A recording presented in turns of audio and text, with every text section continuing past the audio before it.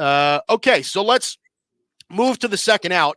The Houston Astros, and I hate it. I hate it. I hate it. I hate it. Right now, sitting at third in the AL West. I think last time we talked about them, they were fourth. They did climb. They are in third. Angels and A's behind them. They're sitting at 21 and 26, just a measly 4 games back of the Seattle Mariners for first place in that division. They have played well as of late. They swept the Oakland A's. They took 2 out of 3 at home against the Brewers. They're coming, Dalton. They are coming. I mean, we did kind of talk about this last week. Right now, you know, they're at home against the Angels right now. They have a 3-gamer against them, and then they play the A's again in Oakland. So, I mean, we could beat the hell out of this dead horse if we really want to. But what's making the Astros interesting right now? What do you make of them? I mean, obviously, I think we like them to win the division in some sense. So, what do you think? I mean, I agree with you on us not wanting to beat a dead horse on this because we've talked about it a good bit in recent weeks. Yeah. But I think it's a lot of what we've been saying about them is just kind of true, right? I mean, this is a team that's too talented to be that bad. Right. And you know, I mentioned it last week. Their GM gave them a vote of confidence and said, "Look, I'm not going to sell." And I know it sounds like silly, but like that kind of thing can matter a little bit, right? Yeah. And all of a sudden, like the pitching starts to turn around, and it's like I said, right? The pitching was never going to be that bad. I'm not saying the pitching is going to be good, but it was never going to be that bad, right? Arrighetti wins 2 starts in a row last week, starting to look like a decent major leaguer. I'm not saying that he's going to be great, but he might be serviceable, and that's all they really need their pitchers to be is serviceable. You know, I mean, like you look at the game Friday, Hunter Brown picks up a win over Freddie Peralta. Pretty encouraging, right? Yeah, right. So I think they're just a team that was always going to turn the corner. My bold prediction with Houston, they are going to be in first place in that division by Sunday night. By the time we record next Monday, the Astros are going to be in first place in that division. Wow. They go to Anaheim, or excuse me, they get Anaheim at home, right? Anaheim at home, and then they go to Oakland. I think they're going to go 5-1 at a minimum. I truly do. I think they're probably going to go 5-1. Meanwhile, Seattle is in New York right now for 4 games. Texas is in Philly right now playing a red-hot Phillies team. I just don't see either one of those series going particularly well. Seattle's only 4 games up on Houston right now. Like, that division's already pretty close. You know, and so I think they're going to be right there by the end of this week. By the way, the Rangers, after they leave Philly, they go to Minnesota. That's not an easy one. I'm lucky. The only team that gets free wins against Minnesota is the Yankees. It's just the way of the world, right? But but you look, I mean, Mariners are on the East Coast all week. Texas is out of town all week playing first place teams. Look out. I'm telling you, by next Monday, Houston's going to be in first.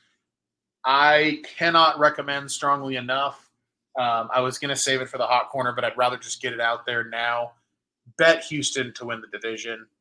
You can get it at plus 175 right now at FanDuel. Like, there's just no reason to pass up on that number. Because I'm telling you, this time next week, they're going to be like even money or worse. You're going to have to lay money to get there. They're the team that should win that division all along. Bet them now while you can. So this actually kind of brings up a question from me, really, because you know, I agree. I think it's fair. I don't want to call it safe, but I would definitely call it like encouraging that Houston could end up winning this division. Like I said preseason, we all kind of expected, and I don't know what the number was early on in the year. I would imagine that that's something that you would either know or have at least looked at before.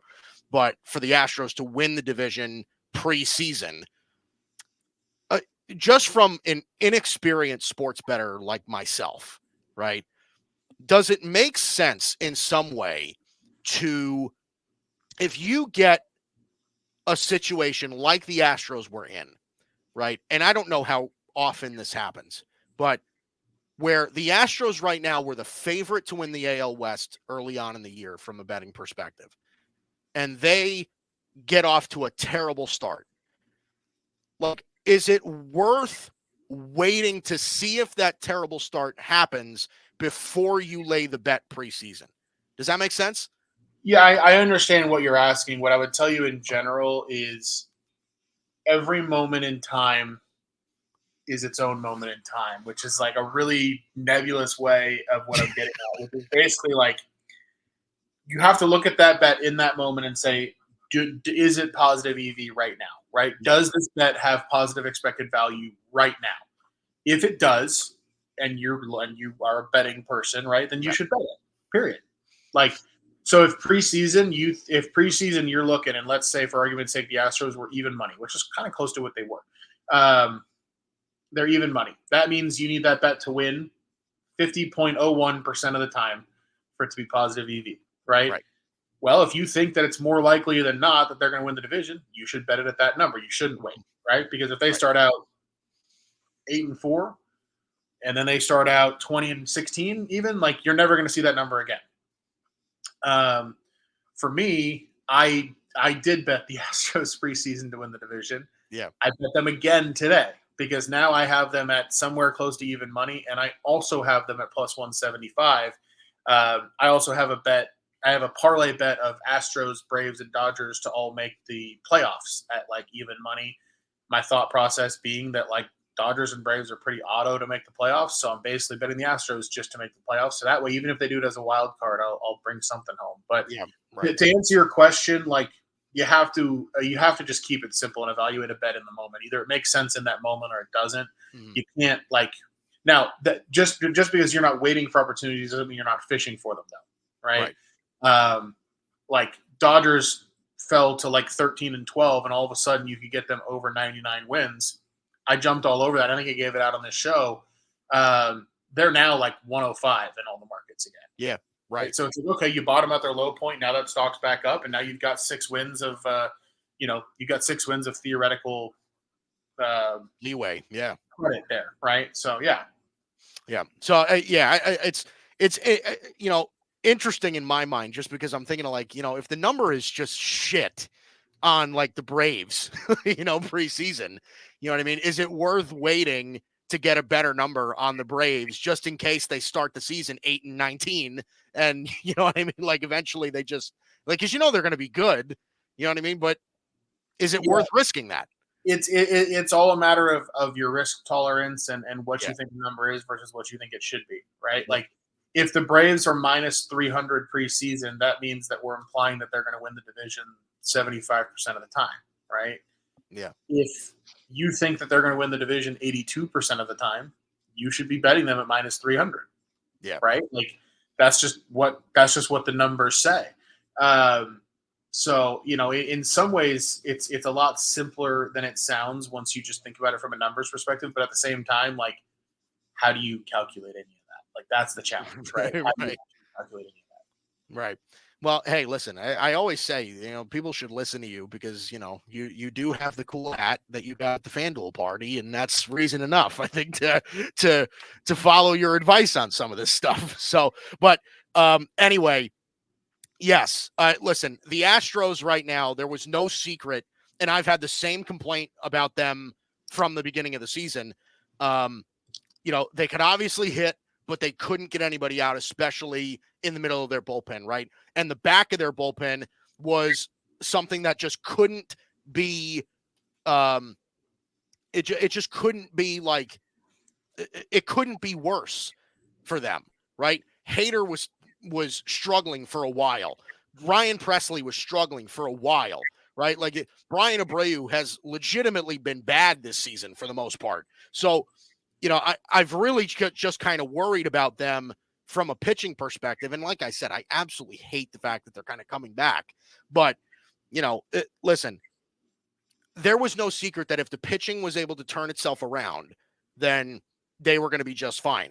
Especially, and this was, I think, the big point that we touched on last week was like the top of this division is fairly underwhelming, right? Like Seattle is what? They're 25-22.